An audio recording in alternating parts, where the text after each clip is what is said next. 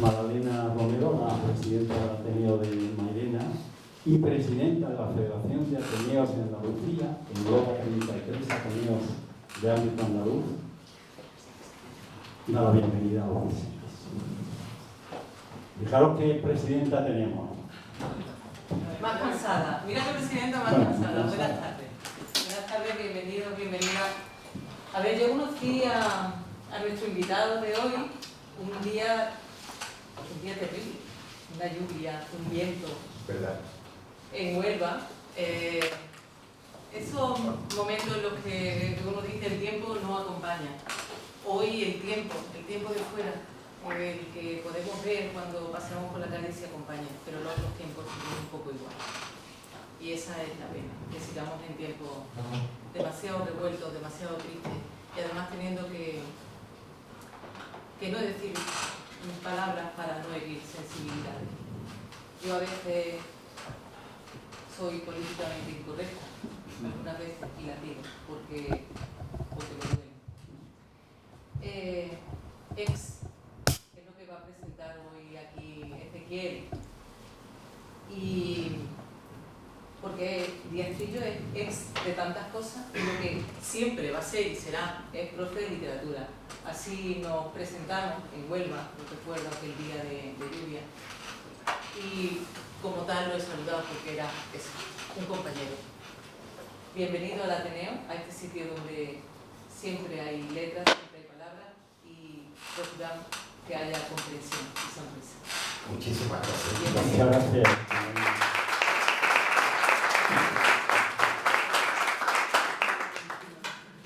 Bueno, bienvenidas a todas y a todos. Yo lo de todos como que no me entra en la cabeza, pero bueno, respeto también a quien quiera utilizar el todos. Hemos quedado a ser políticamente incorrectos. Incorrecto. Es lo que nos ha propuesto la presidenta. Celia Moreno, sin ella no podríamos hacer esto que estamos haciendo aquí. Va a llevar la batuta junto conmigo, así que adelante cuando quieras, Celia, con el primer tema. Y no lo quiero tanto. Pero en mayo vuelve a abrir la blanca flor, mientras giran sin cesar las manecillas, encerradas en la esfera del reloj. El reloj en la pared parece que está dormido, y el tiempo que nadie ve pasa sin hacer ruido. Y pasan los días, y pasan los años, con las alegrías y los desengaños. Y pasan los días, y pasan los días, y pasan los años. El tiempo no existe, por culpa del tiempo no te pongas triste. El tiempo es un nombre, y el tiempo no pasa, que pasan los hombres. Un instante, el clic de una moneda y el mundo se detiene en la llamada. Escapa el corazón a sus latidos y acude por el carro hacia otro espacio. Hablábamos de ti, de dónde estabas, tan lejos que puse cárcel entre el reloj y la ranura, donde, sordo y sin hablar, vi que se agotaba el mundo. Este poema es del poemario excelso de Pepe Juan, de donde la vuelta, el tiempo. Y el título del poema, Amor inalámbrico, que lo habrás recordado perfectamente. ¿Te alegras de no estar, Pepe Juan, asistiendo como diputado en el Congreso a la ceremonia de la confusión, de los insultos, de las injurias, de usar la mentira con frecuencia y decir con altavoz, como el PP tras las mentiras de Miguel Ángel Rodríguez, que mentir no es ilegal? ¿Te alegras de no estar formando parte de ese desperfecto? Sí, rotundamente sí. Buen amigo que se sentaba a mi lado, que me acompaña, Antonio Pradas Torres. Hemos vivido parte de un tiempo de cambio radical en el Congreso de los Diputados, pero no imaginábamos los dos que llegara a tanto y tan mal. Es verdad que ya había una cierta confusión, mal estilo, pero se han perdido las formas. Las formas en democracia son fundamentales. al hablar la presidenta, que es colega, profesora de literatura, lo importante que es educar a los chavales y chavalas, a los jóvenes, niños y niñas. Y quizá el epicentro de la educación debiera ser el Congreso de los Diputados, donde están las personas que elegimos en un depósito de confianza para que nos represente. Entonces no nos puede representar lo peor de cada casa. Tenemos que intentar que nos represente lo mejor. Dicho esto, al final un congreso a lo que se parece es al país que representa. Tomemos todos nota. Por lo tanto, sí, alegría de no estar, pero digamos con la boquita chica, porque para mí fue un honor formar parte del Congreso de los Diputados. En política creo que es la cima a la que puede aspirar una persona comprometida, como he estado yo, con la política, en el ayuntamiento, en la diputación, en la Junta de Andalucía, prácticamente, como diría un buen amigo periodista también magnífico, Miguel Ángel Fernández, no me ha tocado palo por tocar en política, ¿no? Perdón, no me ha faltado ningún palo que interpretar, ¿no? Y en ese sentido espero haberte respondido quizá de un modo un poco extenso como político que fui. Ahora seré más reservado. Con exactitud. Te interpelo ahora como poeta, una larga trayectoria poética. ¿Qué es la poesía? Bueno, a uno siempre le viene a la memoria aquello que era tan difícil de desentrañar en las clases de literatura, aquello de poesía en estudio. La poesía de Becker, que es tan esencial. En alguna conversación anterior que hemos tenido, me has preguntado una vez por los poetas esenciales. Yo creo que hay un poeta esencial clásico, que es San Juan de la Cruz, lógicamente retoma toda la trayectoria de Garcilaso de la Vega, que es el gran innovador en las formas de la poesía, pero ese salto, a través, lógicamente, de Góngora, de Quevedo, a mi modo de entender, llega a Becker, que es la esencia aparentemente sencilla, pero extremadamente compleja y además capaz de llegar a lo que la poesía ha de llegar siempre, que es al espacio de la emoción. Y por tanto la poesía para mí es algo que tiene que iluminar a través de la música y las imágenes, poesía es ritmo también, al corazón, a través, lógicamente, de las palabras que se construyen desde la inteligencia, desde la mente. La poesía, ¿tú la llamas o ella te llama? Bueno, yo creo que hay un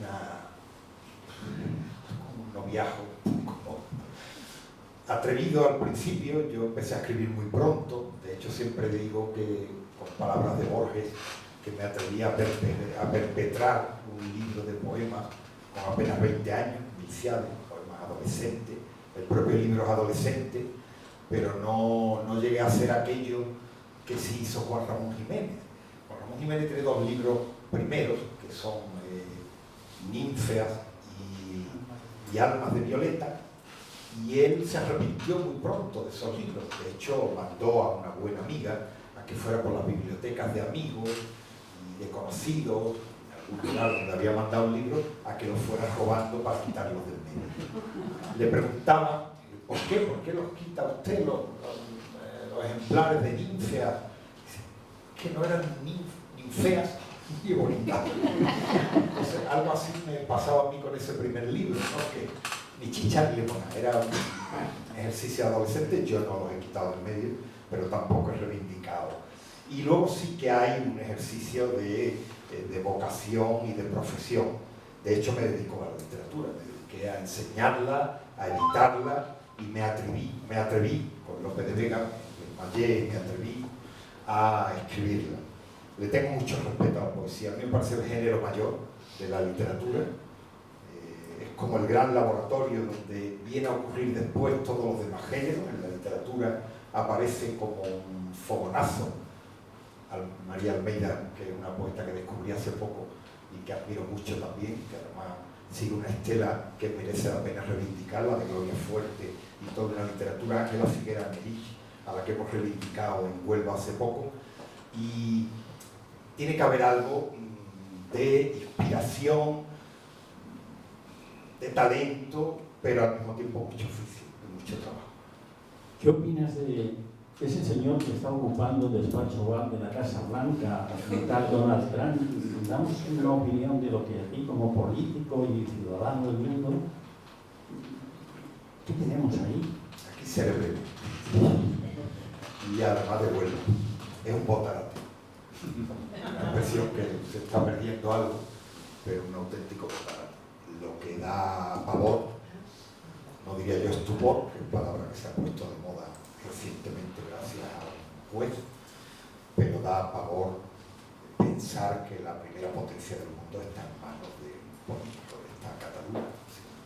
Con todos mis respetos al pueblo norteamericano, es verdad que son 250 millones de habitantes, lo han votado 80, no es despreciable la cantidad, pero ojalá pronto en las próximas elecciones recupere la razón de ese pueblo y cambie de presidente. Lo que estamos haciendo aquí, este acto, se está grabando y a partir de mañana se emitirá, lo colgaremos, lo meteremos en YouTube. Me amenazará, como a Pedro Sánchez. Y que lo sepáis todos que va a estar disponible para ver la entrevista. Hoy presentamos aquí, casi no, en primicia, porque he hablado con él y me lo ha confirmado, con Pepe Juan, exorcismos de memoria. Que vienen a ser unas memorias de muchas de las cosas, de algunas, de todas, que recuerda el ciudadano, el poeta, el huelvano Pepe Juan Díaz de Vilas. El portal de aquella casa, calle Valencia 1, fue el preámbulo de mi vida, estrecho y oscuro como si se tratara de un útero materno desde el que me asomara yo solo y como ahora, en la imaginación, dando mis primeros pasos. Esta es una de las calas que me sugeriste, me las enviaste. Otra cala. El mar es una poderosa atracción, Valerí. Háblanos del mar, porque indudablemente tu vida hasta el momento está indisolublemente unida a ese mar, a ese océano Atlántico. Sí, yo vengo de una ciudad portuaria, algo desbaratada, como son las ciudades portuarias, lo era también Málaga. Es verdad que luego entraron en una fase, quizá además agudizada últimamente, y es en querer convertirla en otras ciudades. Yo entiendo que Sevilla tiene un punto de narcisismo, que tiene Florencia, buenos amigos sevillanos tengo aquí también. Pero Huelva no era eso, ni Málaga, eran ciudades con otra hechura. Ahora ya digo, el populismo intenta convertirla en algo que no es. Pero más allá de eso, y el libro intenta rescatar esa ciudad abierta, como la Roma del neorrealismo italiano, abierta, además una ciudad muy acogedora, donde teníamos apenas 40.000 habitantes en la posguerra y pues debido también a la transformación del porquímico, se ha convertido en una ciudad más amplia, pero que tiene 150.000 habitantes, una ciudad muy agradable para vivir y en la que yo también tengo algo que para mí es fundamental al hilo de tu pregunta y es muy cerca del mar. A mí el mar pues, me ha condicionado, como me imagino que a la gente de la meseta y a otras personas, pues hablábamos antes de la puerta del Andévalo de Huelva, que marca mucho, y hay para los andevaleños territorios que suelen marcarte. Yo no soy nada organista, como buena persona de izquierda, soy internacionalista. Yo escucho nacionalismo y toco madera rápida.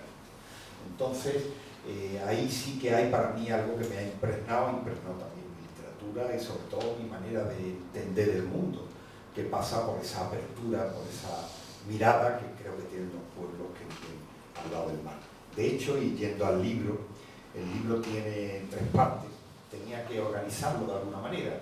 A mí me extiendo un poquito porque explico la estructura del libro. El punto de partida era, yo recuerdo cuando volví de aquella etapa en Madrid que he recordado antes, ya me iba a jubilar y esto que te encuentras, yo como fui candidato a alcalde de mi ciudad, pues acaba uno siendo muy conocido por mucha gente. Claro, antes me conocían como escritor, como poeta, como profesor, y todo el mundo te dice lo mismo. ¿Cuándo vas a escribir de eso? ¿Por qué no escribes de lo que está pasando? Y yo digo, mira, yo no soy Winston Churchill, va a escribir una memoria, ni siquiera Felipe González, que no la escribe, aunque ahora desvaríe mucho. Entonces, sí pensé, digo, bueno, la literatura sí es capaz de crear algo que el espacio de la memoria puede provocar a través de la palabra. Y es la sensación de recuperar ese tiempo, no perdido, porque es tiempo ganado a la vida, y hacerlo a través de, ya digo, un libro, que tenía que ser un libro misceláneo, un libro de recuerdos, que yo le puse exorcismo porque era una manera también de enfrentarme a ese periodo de la jubilación en el que uno hace balance también de lo que ha vivido, de lo que ha hecho, de lo que ha construido, nunca de lo que ha destruido. La memoria tiene esa gran virtud de procurar olvidar aquello malo. Entonces decidí abordar este libro y hacerlo muy equilibrado. Son 30 capítulos pequeños y en 3 partes. La primera es el umbral, donde arranco con las palabras que tú has dicho en el portal de mi casa. Por aquí están buenos amigos de la infancia, León, Salvador Barrio, que me acompañaron en todo ese trayecto hasta la adolescencia, la juventud. Pero es que en el segundo capítulo, por ejemplo, doy el salto cuando llevo al colegio a mi hija Martina, que tiene ahora 11 años. Se trataba de ir dando saltos, pero que tuviera como un orden que el lector no se perdiera. Tu nieta, ¿no? Has dicho tu hija. Soy padre abuelo. Vale. Tengo 2 mayores. Vale. La madre se ha reído. Oye, pensaba que era la nieta. No, es mi hija Martina. Y entonces decía, ¿cómo encajar esto? Que para quienes escribís, aquí hay también, magníficos periodistas y muy buenos escritores. Encajar eso de tal manera que fluya, pero que al mismo tiempo no sea un relato como un diario, como una memoria, donde hay un hilo conductor cronológico, sino que quien conduzca al lector sean las palabras, los párrafos. Mi obsesión era redondear el párrafo. Cada párrafo tiene que salir y luego cada capítulo. Y voy a las 3 partes, donde aparece el mar. La primera es el umbral, la segunda es la playa, porque yo en Huelva no decimos el mar, decimos la playa. La playa es parte, ya digo, de mi vida. Y el último se llama Abril, entre otras cosas porque ahí ya cuento cuando cumplo años, porque es un mes para mí especialmente, como lo era para Helios, cruel pero al mismo tiempo grato, ¿no? Y con esa estructura un poco triple, pero al mismo tiempo equilibrada, quienes lo han leído, a todos les pregunto lo mismo, digo, pero ¿te has perdido? Dicen, no, perfectamente. Y lo han leído personas que no son del mundo de la literatura, personas, digamos, que leen libros normalmente, pero no tienen un especial conocimiento para decir, oye, esto hay que darle vueltas para entenderlo. Mi poesía sí es un poco más abstracta, quizá más difícil, dicen algunos, ¿no? Yo siempre digo que Góngora no era difícil, ni complicado, era complejo. Las cosas difíciles hay que entrar también, como San Juan, más adentro de la filosofía. Y yo he querido, con las palabras, llevar a una vida, que es la mía, lógicamente, en primera persona, pero al mismo tiempo a un país, a una generación, y despertar, en definitiva, pues lo que tiene que despertar un escritor, creo que es el interés del lector, y vuelvo otra vez a lo de la emoción, darle un pellizco en la inteligencia y en el corazón, que sea capaz de reflexionar, de pensar contigo, y ese ha sido el intento. Era como más difícil todavía. Yo he escrito novelas, sobre todo poesía, ensayo, pero nunca le había metido mano a un trabajo como este, y pues me estoy estrenando hoy. ¿Sí? Ustedes dirán. Pues yo os invito a que cuando acabe el acto tendremos un coloquio para que podáis preguntar a Pepe Juan lo que queráis y adquiráis el libro nuevo, que está por menos de 20 euros y que os lo firme oportunamente. El trozo de las calas que me pasó, las 3 grandes ideas de libertad, igualdad y fraternidad, y en sus justas dosis, tan difíciles a veces de combinar, siguen siendo para mí el paradigma de mi ideología. Libertad, igualdad y fraternidad. ¿Qué palabras tan bonitas? Yo creo que ahí heredadas de la ilustración. Sin duda. Yo creo que yo me siento desde muy joven, también es verdad que soy el menor de 4 hermanos, y particularmente el segundo, que tiene 6 años más que yo, es pintor, y es también una persona con inquietudes intelectuales y con muchas inquietudes artísticas, ha vivido de la pintura toda su vida, Y claro, me influyó mucho porque yo cogía los libros que él tenía en la mesilla, claro. Podía pillar 100 años de soledad, las poesías de Federico García Lorca, que a lo mejor leía él con 18, pero él tenía 12 o 14, un poco más adelante, así que me empapé tanto de la literatura como de la música, gracias también a mi hermano Aurelio, que llaman Uri como pintor, y eso me situó también muy pronto en el mundo. Y en el mundo situarme políticamente era las ideas de la Ilustración, era Voltaire y especialmente para mí Diderot. Ahí es donde empieza la gran revolución del pensamiento que fundamentalmente acaba con algo que mucha gente se empeña en recuperar, que era la teocracia y la monarquía. Es verdad que ahora mismo la monarquía es una figura decorativa, pero bueno, íbamos a ser políticamente incorrectos, ¿no? Bueno, sigue siendo una cosa extraña. Y todavía más extraño que tengamos un rey emérito, ¿no? Que haya hecho lo que ha hecho. Pero bueno, en cualquier caso, creo que hay un pulso ahí de innovación intelectual sobre todo, de revolución social. Quizás se cortaran demasiadas cabezas, pero bueno, todo eso forma parte de la historia. Y sí que hay ahí todo el impulso que luego yo, para mí, quien recogía ese impulso en los años que yo me estoy educando, era la socialdemocracia europea. Era un partido de Alemania, sobre todo Alemania en aquel momento, Portugal cuando la revolución de los claveles, y ya aquí aparece un partido que en principio no era muy relevante, lo cuento también aquí, que era el Partido Socialista Obrero Español, que sin embargo se convierte en ese gran espacio en el que confluye un deseo de cambio que nos ilusionó particularmente, yo creo que a muchos, bueno, a muchísimos millones, ¿no? En el año 82. Pero mis ideas siguen siendo y estando ahí arraigadas, ¿no? Las ideas que venían las monedas de curso francesas, aunque ahora los franceses están fatal, pero es verdad que siempre acuñaban aquello de libertad, igualdad y fraternidad. Estar atentos porque es raro el oír hablar bien. Estamos perdiendo la facultad de hablar bien.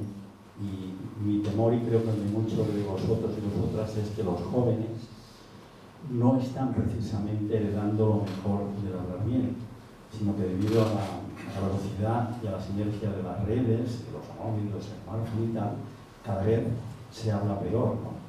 Y yo voy a un gimnasio aquí, en natación y tal, y cuando vienen chavales jóvenes, estás vistiendo ahí, estás oyendo, y en el poco tiempo que estás allí, unos minutos, la palabra que más se oye, pero multiplicada por 10, es quillo.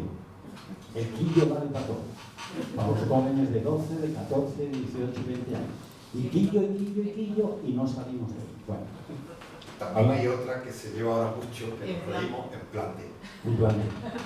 Los jóvenes de los institutos, sobre todo, mi hija ya, que tiene 11, plan de. Hablando de calas, hace días adquirí en una librería de Sitges, en Barcelona, el último ejemplar publicado de esta extraordinaria revista cultural, literaria, Revista Occidente.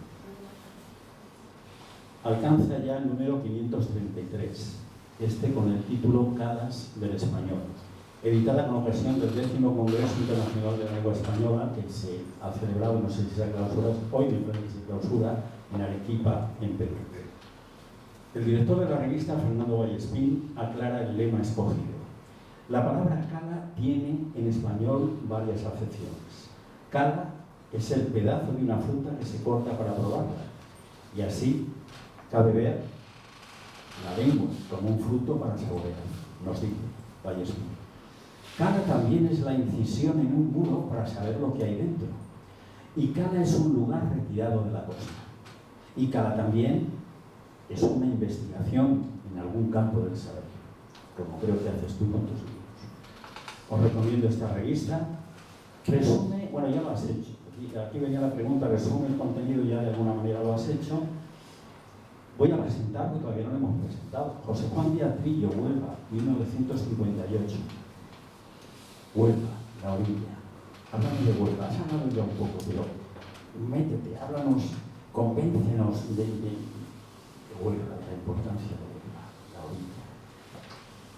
Bueno, Huelva Es una ciudad que cuando eres adolescente, en mi caso, en los años 70, pues espantaba un poco. Es verdad que había sido, yo creo que un desacierto el lugar donde se implanta todo el polo químico, se convierte en una ciudad gris, oscura, y luego además coincide en un momento del país, de España, donde si tenías inquietudes culturales, pues aspiraba a irte a Sevilla, y buscaba.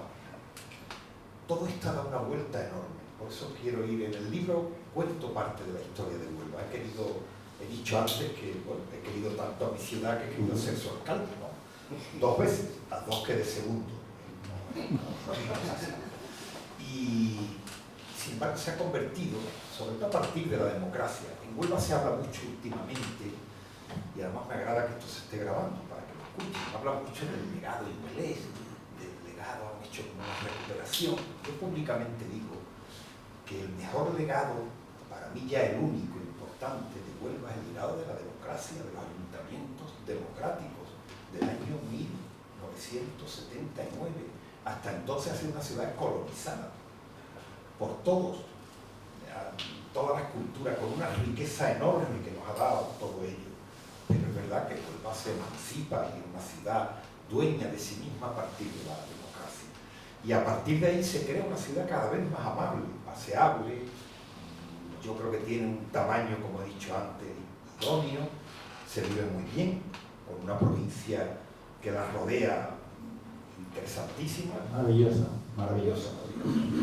Hay una expresión que nombro también en este libro de una buena amiga, Maribel Quiñones Martirio, ¿no? Que conozco desde hace muchos años. Ella dice en muchos programas que le han preguntado, y siempre dice: Huelva, la provincia, es como España, pero chiquitito, porque tiene una parte de la sierra, parte, digamos, como si fuera la meseta castellana, el centro, la campiña, la Deva, y luego la costa, la maravillosa costa del sur.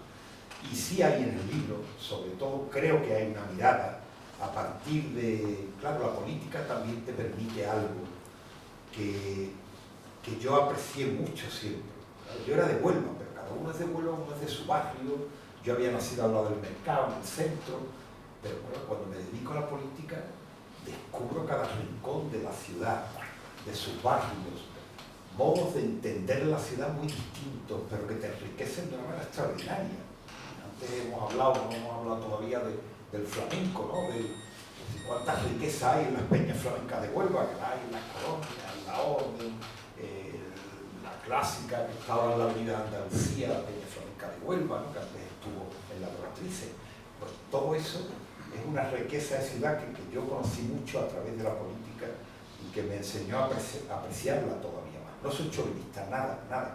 Yo lo mismo que quiero a mi ciudad, quiero otras muchas lugares en el mundo, pero desde luego me siento orgulloso. En algún momento lo comento aquí, de una ciudad que se ha ido construyendo, ya digo, a partir de ese legado democrático en la que han nacido mis hijas y que ojalá el día de mañana mejore mucho más, porque hay que ser crítico también, no soy en el libro, con algunos aspectos de la ciudad para poder avanzar. No hay nada peor que el ombliguismo, cualquier aspecto de la vida, pero en un proyecto político eso es terrible. Has dicho algo, perdóname que haga un añadido sobre las escalas y el lenguaje en política. Hay algo que ya advertimos en la última etapa que yo estuve dedicado en el Congreso, en el Parlamento andaluz, que se ha acelerado mucho el envilecimiento del lenguaje. Tú ya no ves un político que haga tres subordinadas. Es que todos son píldoras, mensajes, y repetido hasta la saciedad. Yo que suelo consumir mucho telediario, informativos de las radios, periódicos, acaba el día y se sabe uno de memoria lo que va a decir uno y otro. Entonces creo que eso se ha perdido. Tú escuchas una entrevista de los años 80 y te quedas asombrado. Hablan un rato, hacen oraciones subordinadas, dicen cosas interesantes, son atrevidos. Ahora, bueno, si se atreve un político y dice algo fuera del carril que ha marcado el partido, es que lo achicharra. Licenciado en Filología Hispánica por la Universidad de Sevilla, estudios de posgrado de Literatura Hispanoamericana en Sevilla y en Princeton. Háblanos de tu etapa, de manera breve, americana en Princeton. Sí, fue muy breve, pero a punto estuvo de cambiar mi vida. Casi me quedo allí, fíjate, con lo que acabo de decir. Pero es cierto, era un país en aquel momento, yo voy en el curso 81-82, había hecho mi tesis de licenciatura sobre Martí, empezaba la tesis doctoral, y bueno, para mí el mundo académico era el que se abría. Bien es verdad que tuve, esto lo he dicho creo nunca públicamente, tuve de la universidad una sensación cómoda en el sentido de que me parecía, no esta universidad Princeton, donde había estado Einstein y todo aquello, estuve allí 3 meses, que tampoco es en la propia universidad, ¿no? Pero me parecía un camino, sobre todo en Sevilla, donde yo había terminado, muy estrecho. De hecho, he comentado algo, y voy a seguir la línea de lo políticamente incorrecto, con muchos amigos universitarios, profesores, cuando hablan de la política, los políticos, se convierten en profesionales. Digo, mira, cuando un catedrático alcanza una cátedra, esa no se la quita ya nadie, puede ser el tío más malo del mundo. Ahora un político cada 4 años, primero lo tiene que votar desde dentro, que no os podéis imaginar ese calvario como es. Y segundo, te tienen que votar los ciudadanos. Tú pasas por una doble prueba. En la universidad, como te toca un catedrático anquilosado, que no comparta a lo mejor tus inquietudes intelectuales o académicas, pues bueno, puede ser complicado. En aquellos tiempos todavía no era, todavía del final del franquismo, muchos catedráticos venían de esa etapa. Yo tuve la suerte, y además lo comento aquí y lo nombro públicamente, de que me tocaron un excelente catedrático, Jorge Urrutia, además poeta, y que me iluminó hacia un entendimiento de la literatura, de la filología distinto. Pero te decía que aquello sí me sirvió, y mucho, no me quedé, volví, pero me sirvió. Estuve en Madrid trabajando con una compañía americana, además, y estuve vinculado de alguna manera a la posibilidad de volver a Estados Unidos casi 3 años. Pero había como una mirada en mí también que tiraba mucho hacia la creación, es verdad. En aquellos momentos me estaba empleando en algo que creo que en la poesía de hoy en día o en la novela, cualquier empeño literario, y es que hay que consagrarse. Yo admiro mucho a gente que ha dejado incluso carreras periodísticas, pedagógicas, por empeñarse en hacer una buena novela o unos buenos libros de poesía. Yo ese empeño lo ponía, siempre tuve claro que me tenía que buscar la vida por otra parte. Aunque algún premio que otro literario, yo muchas veces calculaba el dinero, digamos, lo que valía cada verso, y digo, pues este libro va a salir muy bien. Me dio una beca del Ministerio de Cultura en los años 80, de 1 millón de pesetas, y yo decía, este libro tiene 500 versos, ¿cuánto me salga? Pero bueno, eso fue un episodio menor, porque es verdad que la poesía se suele vivir, pero ya una vez estando en el otro barrio, pienso en Alberti, en Lorca, los derechos de autor de poetas ya consagrados. Ludwig van Beethoven solía pasear, era una de sus aficiones, pasear por el bosque, pasear por la montaña, recrearse rodear los árboles con las manos para percibir toda esa maravilla de la naturaleza.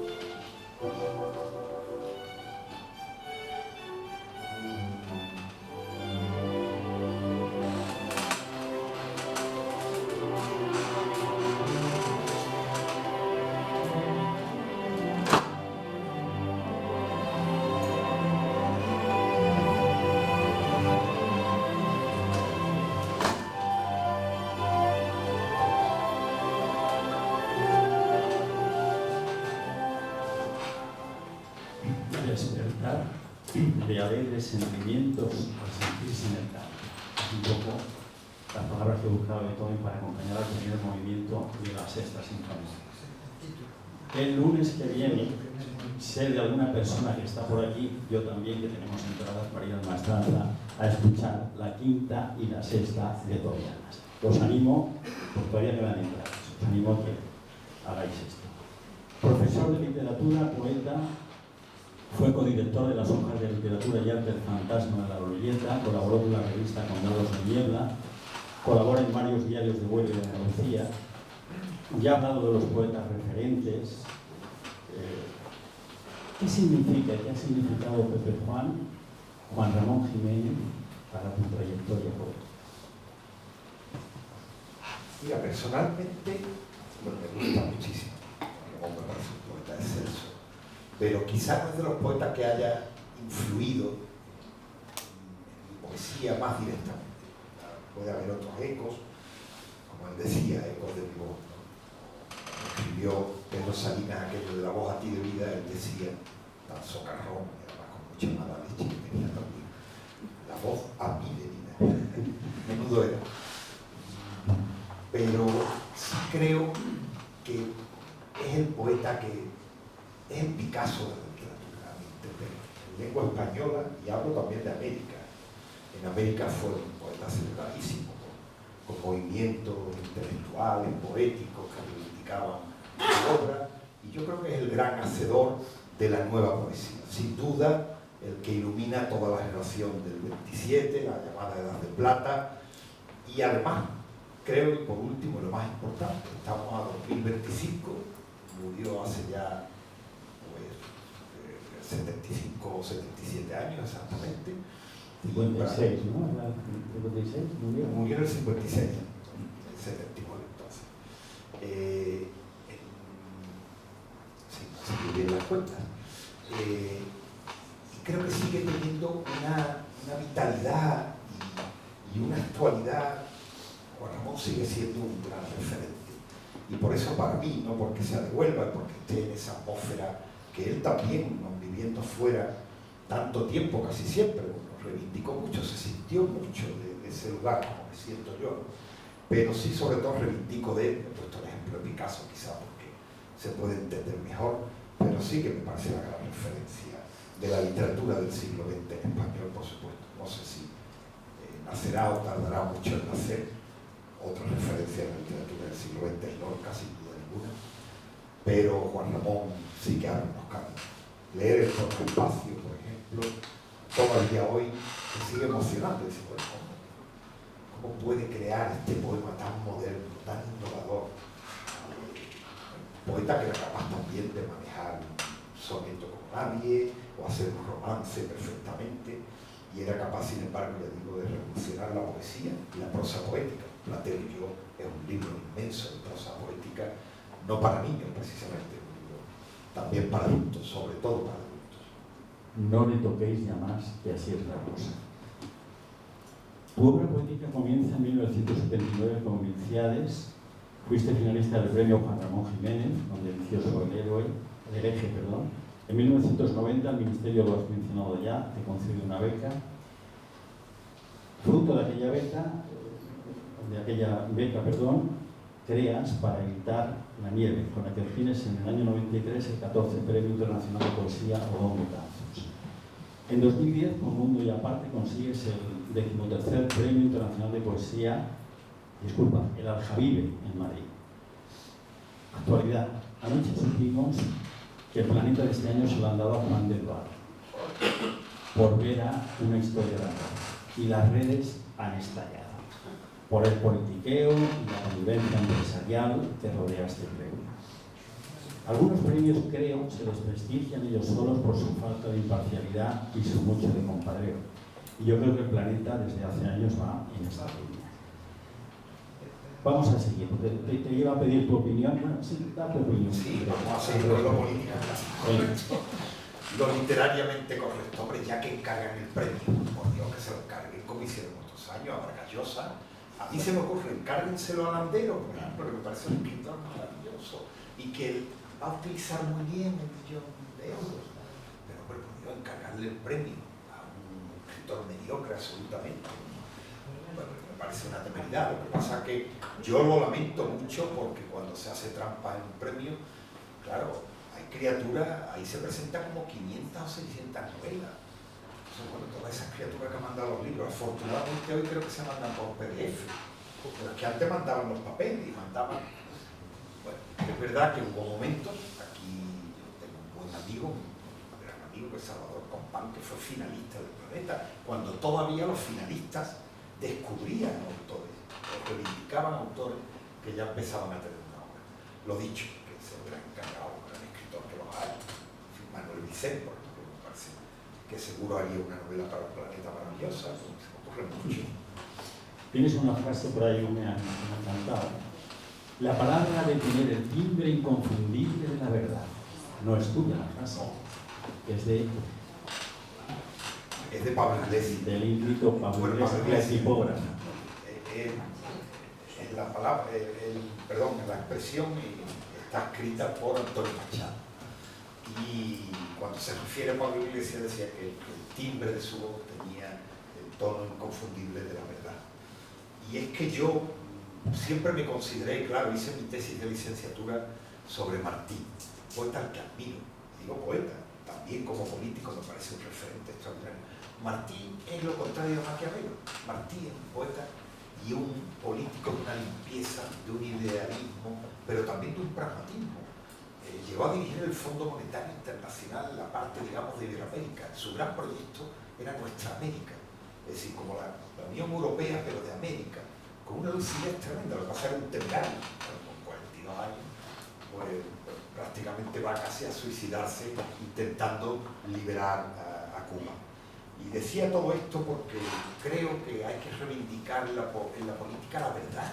La verdad. Si no puede ser, bueno, se ha llegado a decir últimamente que ante un juzgado no hay que decir la verdad. Bueno, y esto de la mentira, ¿cómo es eso de las realidades alternativas? Bueno, todo esto, yo estoy rodeado aquí de magníficos periodistas, con los que he disfrutado y he aprendido mucho.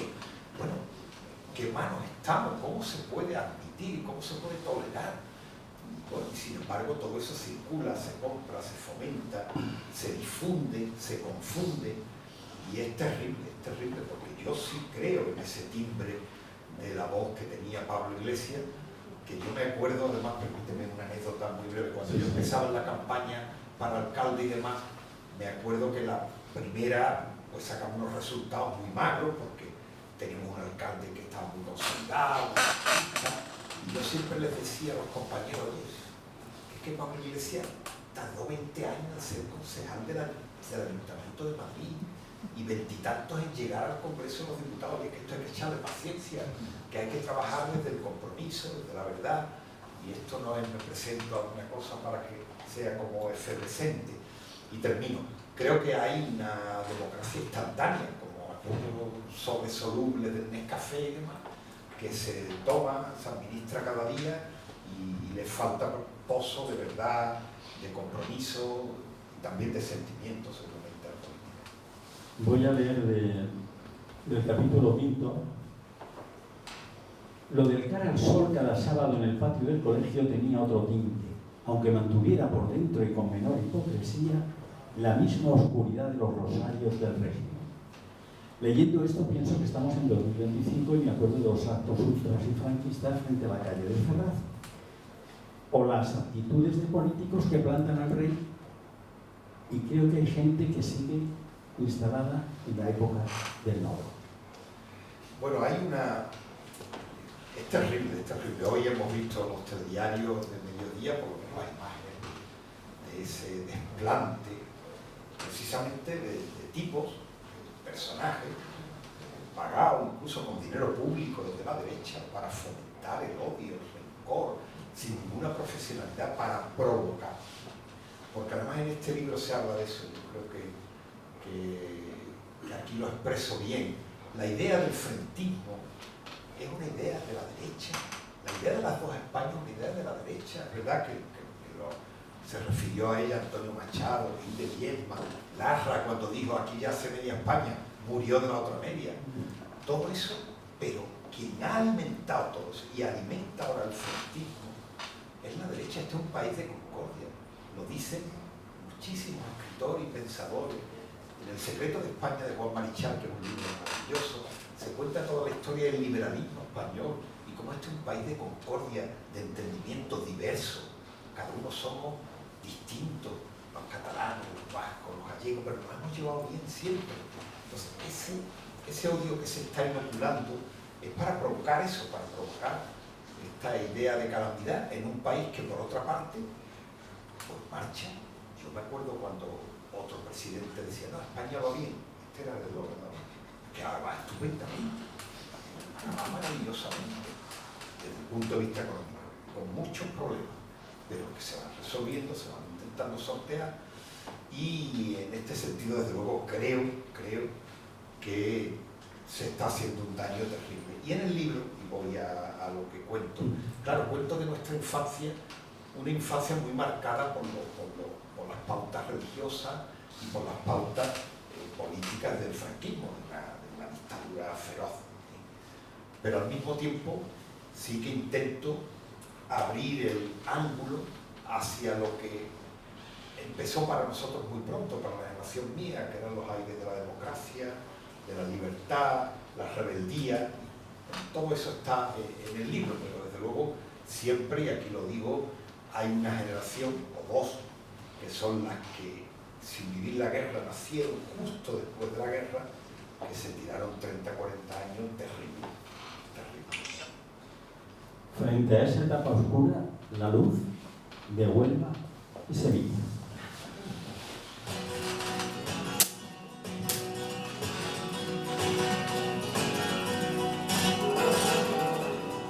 Con mi chándal y mis tacones, arregla pero informar.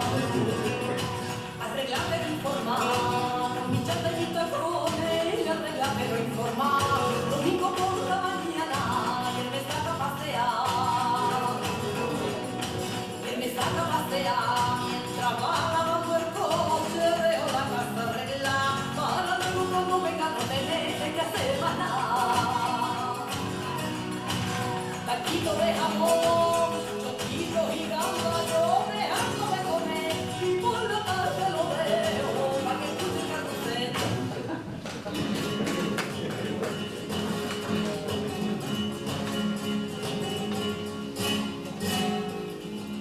Con los niños por delante, nos vamos a Lipe. Nos vamos a Lipe, mi marido tiene por fin la tarde libre. Y empujamos carritos que ore, nos vamos a Lipe. Ya se perdió, hay que ver que tiene briga. Y lo sabré yo, este hombre la bodega se lo da un tacón. El ascensor, se rompe el ascensor, ay como pesan la cosa, pero qué gusto da ver, loco el lady que rebosa. Pues esta faceta de martirio con esta sevillana es magnífica. Es que hay una anécdota en el libro, que la cuento también, que viene muy a propósito de lo que has puesto, y es que en la Navidad del año 85, sí, a la altura de la Navidad era, yo hago un viaje a Madrid con Maribel, con Martín, y llevamos, todo el viaje era con el cassette que llevaba para la discográfica con esta sevillana. Y bueno, forma parte también del paisaje sentimental de lo que hemos venido hablando, de ese cambio, de esa ruptura. Luego, por otra parte, esto quedó en una anécdota en su trayectoria porque pasa por ser, y yo creo que con razón, una de las grandes intérpretes que han puesto, digamos, en el candelero, el tango, el bolero, y ha hecho cosas que luego han seguido otros muchos intérpretes. Aprovecho el minuto de publicidad para ello.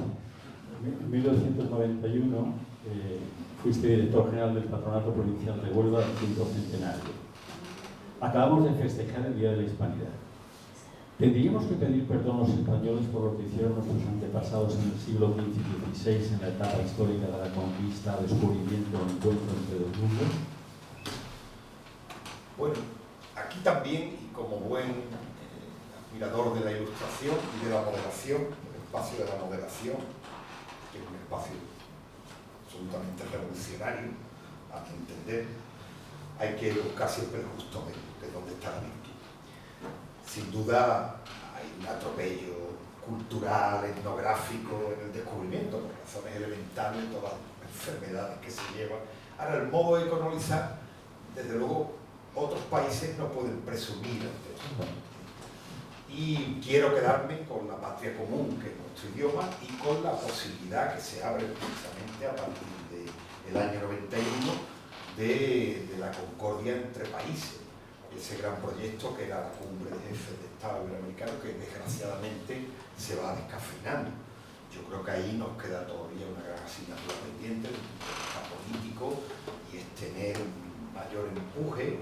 Es cierto que el adversario, como también señalaba Martín, el gigante americano Martín, el gigante americano es mucho gigante, claro, no permite seguramente que haya una gran comunidad iberoamericana de naciones, que sería un proyecto ilusionante desde luego, y además muy capaz de, en el espacio occidental del planeta, de combinarse y de acompasarse con el proyecto de la Unión Europea. Fuiste también director del Festival de Cine de Huelva. Sí, bueno, Sí, como digo, soy una colección de fue un año, sí, fue un año. Estuve en varios momentos del festival con distintos cargos y responsabilidades, pero aquel año había ocurrido sobre todo una crisis económica en el festival, y como por aquella época me tocó apagar bastantes incendios, entre ellos del quinto centenario, pues sí, fui director gerente del festival. Un año además muy interesante, en el que estuve hablando con Vargas Llosa, que no pudo venir ese año, pero fue presidente al año siguiente. Se hizo un homenaje a Vicente Aranda, ganó, que me lo preguntaste el otro día, Reina y Rey, que es una película de Julio García Espinosa, un cubano, pero fue también premio del público Sergio Cabrera, participaba en el concurso Miguel Litín. Era todavía un momento, digo todavía porque luego se ha extendido más, digamos, el cine iberoamericano, afortunadamente por otra parte, a Valladolid, a San Sebastián, a Cannes, a otros festivales, ¿no? Pero en aquel momento, o hasta aquel momento, Huelva era la gran puerta de entrada del cine iberoamericano. Y eso es verdad que es un trabajo, aquel fue la 20 edición, fueron 20 años, yo creo, donde Huelva sí que podía presumir, y puede presumir de ser una provincia y una ciudad especialmente comprometida con Iberoamérica. Lo es con la Universidad Internacional de Andalucía, en fin, que eso también me parece que podemos ponerlo en nuestro haber. Desde mi punto de vista, perdido, es una pena, pero yo creo que el Festival de Cine de Huelva ha venido un poco a menos, que habría que revitalizar. Pero, ¿qué películas destacarías de las que más te gustan? Bueno, esta siempre es una pregunta, pero mira, en aquel festival, por ejemplo, le dedicamos un memorial que además nos acompañó. Acaba de publicar un libro muy interesante, un compañero vuestro, columnista de medio, Carlos Colón, que es un especialista en Fellini, y hicimos un memorial, nos ayudó mucho. Recuerdo que en aquel momento hablé mucho con él para preparar un buen ciclo, y claro, de Fellini dirías a Marcor, una película que es una gran referencia. Y luego para mí sigue siendo, ahora que hemos hablado de Estados Unidos, también El Padrino. Y además El Padrino es las tres partes. El Padrino es como un gran trístico, como El Jardín de las Delicias, o como algo, pero donde cada vez que la ves, dices, esto no pierde actualidad, esto es. Pero es no solo la sociedad americana, bueno, el mundo del poder, de toda la trama del ser humano, ¿no? de una riqueza extraordinaria, y luego cinematográficamente una película, o tres películas impecables. Y luego, permíteme que tire también para casa, me gusta mucho, por ejemplo, el cine que hace Alberto Rodríguez, La Isla Mínima, hace una película, la serie que hizo sobre Casimiro de la Reina, protestante, bueno, la Biblia protestante, también me parece una serie extraordinaria. ¿Qué opinas del genocidio en Gaza y de esta solución dudosa de paz a la que se ha llegado? Muy dudosa, muy dudosa. Y desde luego siento bochorno terrible por la especie a la que pertenece. Bochorno terrible. Es la ley del talión, pero al bestia. Si hay un atentado brutal, sin justificación ninguna, pero a ese atentado se responde con algo ante lo que el mundo está bastante impasible. Ha habido al final repunte de reivindicación y de protesta, y espero muy poco. Es que con los personajes, uno ya lo he nombrado y el otro terrible además, que el presidente de un gobierno de Israel, yo no hablo del pueblo de Israel, pero de un pueblo que padeció lo que padeció, sea capaz de una atrocidad semejante, porque no le anda la saga, lo que ha pasado con esos niños muriendo de hambre, con esos bombardeos en hospitales, en colegios, no tiene nada que envidiarle al otro. Así que por esa parte, la verdad que conmovido, aunque soy un optimista nato, y sigo creyendo en lo mejor del ser humano, que es capaz también de hacerlo. Como político, ¿qué te parece el declive de la educación pública, de la sanidad pública en Andalucía en concreto, en España también? Y ya con este remate final que queremos hablar de la actualidad, que es el cribado de los cánceres que está afectando a miles de mujeres en Madrid. ¿Cómo ves este deterioro de los cánceres?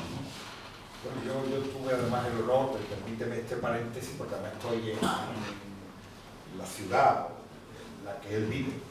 Tuve el honor de ser consejero del gobierno de Pepe Griñán, que a mí me parece que en política palabras mayores. Me parece una persona de una cabal, honesto, de una integridad intelectual y también de una sabiduría profunda. Digo esto porque he compartido gobierno con él y con María Jesús Montero de consejera de salud.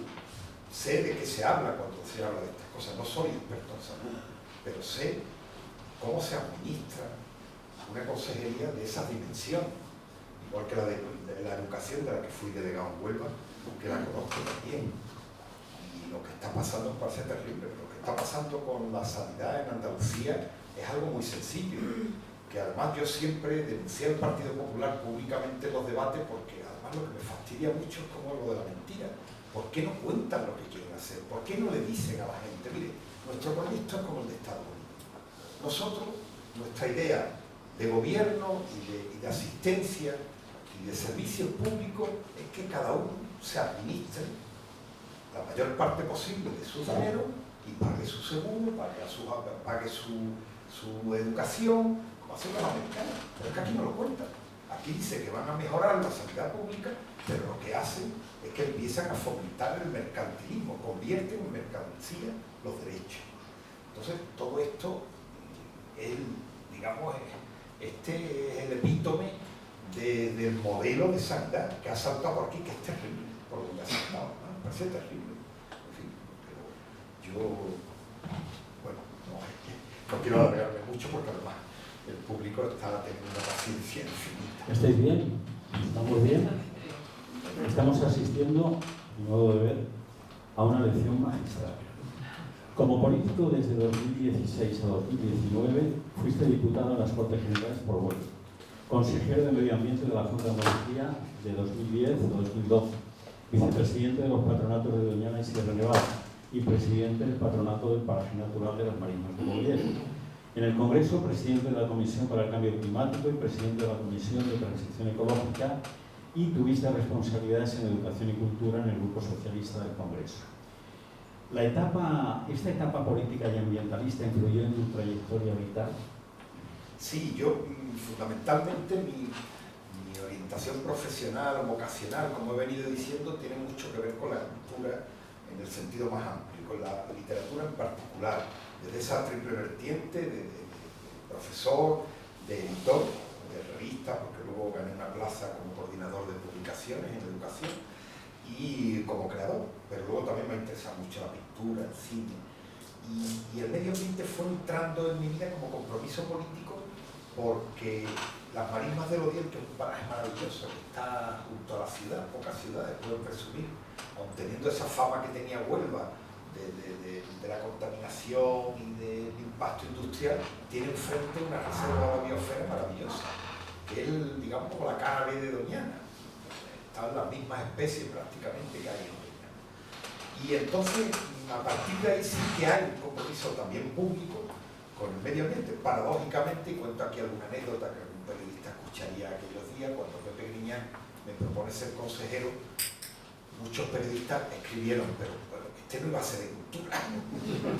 Y yo me alegré mucho de ser de medio ambiente. Entonces ahora cuando conocí a Paco Casero, al que conocía y me hablaba muy bien, mi mujer María José Rodríguez, que lo conocía de antes. Y aparte de ese gusto que me dio el ser consejero de conocerte, Paco, sí que asumí un compromiso que luego se extendió al Congreso de los Diputados, que sigo creyendo que es el mayor desafío y compromiso que tiene la humanidad. Las guerras nos lo impiden ver, pero es un error. Y hablo con un sabio en esta materia, que es Ezequiel, que ha escrito y sobre todo ha hecho algo muy importante, divulgación. Es el cambio climático, el calentamiento global. Es terrible. Es que esto se nos desbarata. Como dicen los jóvenes cuando se manifiestan, no hay planeta B. Esto es lo que tenemos y nos lo estamos cargando a pasos agigantados.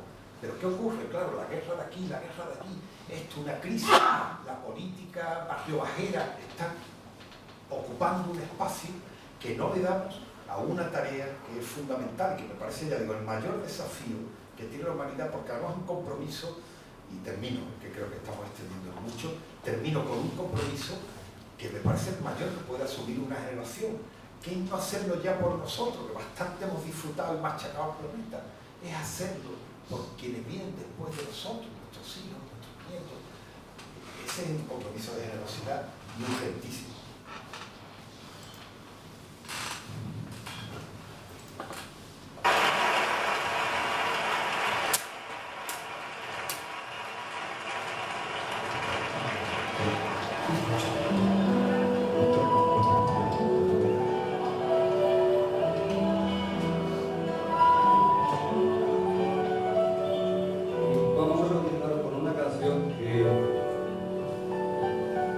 Personalmente, a pesar de ser una vieja compañera de camino,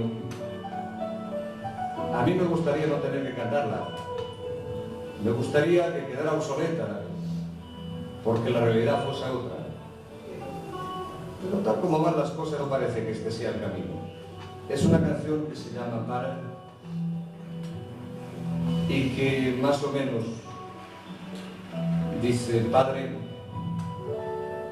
Padre, dígame qué le han hecho al río que ya no canta, que resbala como esos peces que murieron bajo un palmo de espuma blanca. Padre, el río ya no es el río. Antes de que llegue el verano, esconda usted todo lo que encuentre vivo. Que le han hecho al bosque, Padre, que no hay un árbol. ¿Con qué leña encenderemos fuego? ¿Y en qué sombra nos cobijaremos, Padre, si el bosque ya no es el bosque? Antes de que se haga oscuro, guarde usted un poco de vida en la despensa, porque sin leña y sin peces tendremos que quemar la barca. Tendremos que arar sobre las ruinas y cerrar la puerta de casa con muchas llaves. Y usted nos dice, Padre, que si hay pinos hay piñones, que si hay flores hay abejas, y cera, y miel. Ya vamos a estar. Pero el campo ya no es ese campo. A quien anda pintando el cielo de rojo y anunciando lluvia de sangre. Alguien que ronda por ahí, Padre. Son monstruos de carne con gusanos de fierro. Asómese y les dice que usted nos tiene a nosotros. Y les dice que nosotros no tenemos miedo, Padre. Pero asómese porque son ellos los que están matando la tierra. Padre, deje usted de llorar, que nos han declarado la guerra. Es una canción que con mucha amargura. Bueno, y ahora Serrat la cantaba en catalán, pero habéis entendido. Año 83, 42 años de que escribió este tema y sigue desgraciadamente de actualidad. Vamos ya concluyendo con los los escenarios climáticos que estamos viendo, los incendios pavorosos de este verano, la Dana de hace un año exactamente, en octubre, en Valencia, ¿no? Y cuando hablamos de la Dana de Valencia, hablamos de las 224, me parece, víctimas, e inmediatamente lo que nos viene a la mente es la responsabilidad política de un presidente que no sabe ni no contesta, ¿no? Y también yo no voy a entrar más, ¿no? Pero ya, ahí está el tema. ¿Con estos escenarios tiene futuro Doñana? Sí. Pues Doñana es un espacio, la verdad, que muy frágil, es delicado. Es cierto que la sangre de Doñana es el agua, ¿no? Y mientras seamos capaces de no cargarnos, digamos, el acuífero que la alimenta y la nutre, pues yo creo que sí, que sobrevivirá. ¿En qué condiciones? Ahí es donde está el quid de la cuestión, porque claro, las especies, por ejemplo, las aves, que es el gran patrimonio, la gran riqueza del mundo, entre otras muchas, ¿no? Bueno, están amenazadas muchas de ellas. Aquel libro tan conocido de la Revolución Silenciosa que advertimos, si es que además lo del cambio climático es una cosa, con mi hija pequeña lo hablábamos el otro día en casa también, que se notan las cosas más elementales.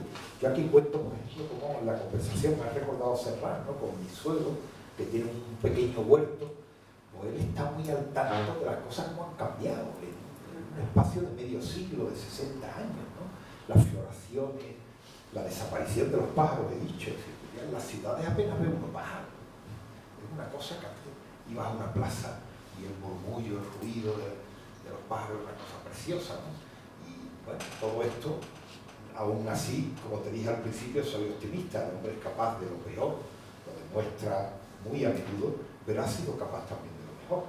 Confío en que las generaciones, sobre todo las que vayan viniendo, sean capaces de proteger esa joya auténtica de la naturaleza que es Doñana, ¿no? Que es como un puente. Marismas de Odil también, muchos espacios de la costa de Huelva, ¿no? Es como un gran puente con África, ¿no? Un mensaje que concuerdan perfectamente. Menos mal que afortunadamente se ha parado el proyecto aquel que había de ampliación en la corona norte de hectáreas de regadío. Sí, es un atropello, Y esperemos que siga parando. ¿Qué libros tienes, estamos concluyendo, en la mesilla de noche? Pues ahora mismo, mira, estoy volviendo a leer Conversación en la Catedral, de Vargas Llosa. Creo que es un libro que tiene mucho interés, para los que somos escritores, y combino ese libro con un libro de ensayos que me acaba de enviar un buen amigo, Manuel Cruz, filósofo, fue compañero también de escaño con Antonio y conmigo, las dos legislaturas que estuvimos allí, que estuve yo, y fue luego presidente del Senado, gran filósofo. Y luego intento también leer al mismo tiempo poesía, pero la poesía normalmente en la mesilla lo que tengo es novela, ensayo y releo muy a menudo. Desde que me he jubilado releo mucho. Dices ahí en el libro, la buena poesía de tener música e imágenes. Celia, vamos.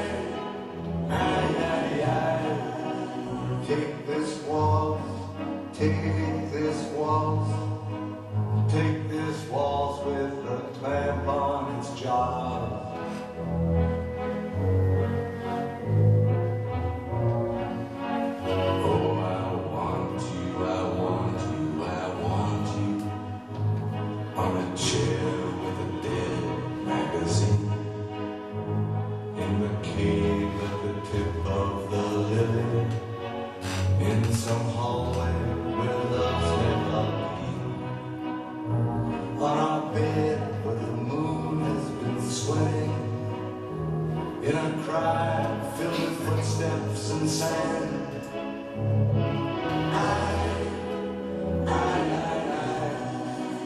Take this waltz, take this waltz, take it. Bueno, nos despedimos, como veis, con Cohen y con Lorca, ni más ni menos. Despídete tú leyendo un fragmento de esos discos. Y solo decir que hay una versión también que me gusta mucho. La de Moreno. Adoro a Leonard Cohen, me ha acompañado durante toda mi vida, desde aquellos días que lo descubrí gracias a mi hermano mayor. Nunca me ha defraudado, pero la versión también de Enrique Morente en Omega es magnífica. Los dos le hacen un homenaje a ese poema maravilloso que es Pequeño Balbienés de Federico García Lorca. Termino con un párrafo, con esa idea que puede reflejar lo que dije al principio, pero ya expresado aquí, de que cada párrafo tuviera ese alimento que suele dar al espíritu la propia poesía, que sea en prosa. Y decir también lo que uno quiere decir hasta el fondo. Está en la página 59 y habla sobre la condición de ex, a la que llegaremos todos. También digo en una solapa que te lo pone aquí, todos llegaremos al último es, que es cuando expiramos, y ahí ya dejamos de ser todos. Y además lo bueno que tiene es que también somos todos iguales, como cuando nacemos. El resto de la vida hay muchas dificultades para la igualdad. Termino, por supuesto, con un inmenso agradecimiento. Con esa doble condición de vida cumplida y de vida por cumplir, me he asomado a un abismo, el de ex de tantas cosas, cuyo fondo me cuesta advertir y que según me van contando quienes tomaron tierra hace tiempo, es una maravillosa forma de empezar de nuevo, como en aquellos cursos de la infancia, cuando en sus primeros días, sobre todo, albergábamos tanta ilusión como vida por delante, sin la amenaza aún de exámenes y notas que llegarían más tarde de modo inexorable, como nos llega ahora nuestra sola evaluación, con el ánimo de aprobarla cada día, con el impulso de lo más querido y genuino, con la misma inquietud y curiosidad con la que siempre quisimos aprender a ser mejor. Muchas gracias. Hoy en el Ateneo de Morena, José Juan Díaz Frías.